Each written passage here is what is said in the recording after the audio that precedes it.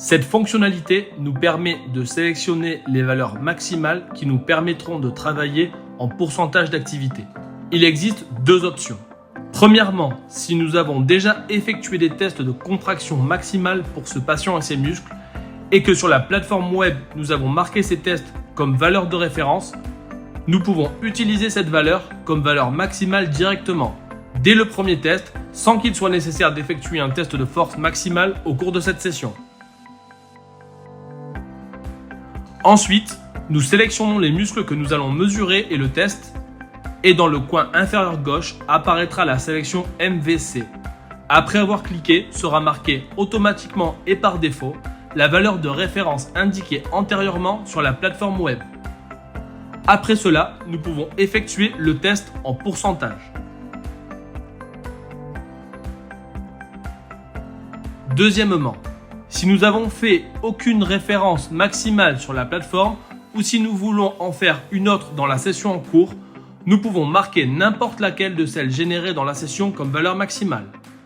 Une fois les muscles sélectionnés, nous choisirons les tests avec lesquels nous pourrons évaluer la capacité maximale ainsi que les tests que nous mesurerons plus tard.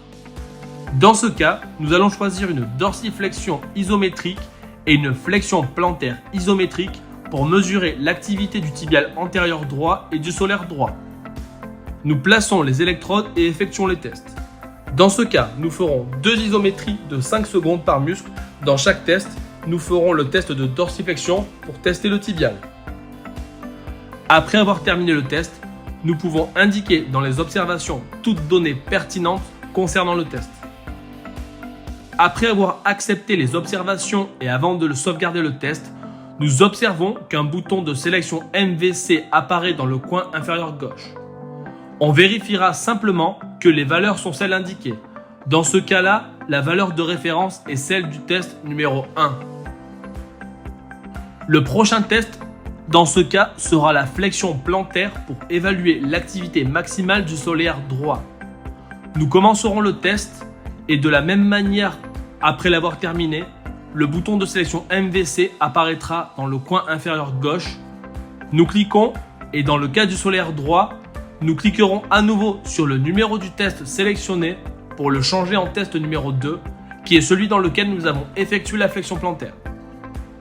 Après l'avoir enregistré, nous passons au test suivant. Le prochain test dans ce cas sera un squat et nous pourrons le visualiser efficacement en pourcentage de l'activité. Après avoir terminé la session, nous pouvons revenir à la plateforme web et indiquer ces valeurs comme référence pour de futures mesures dans le cas nécessaire.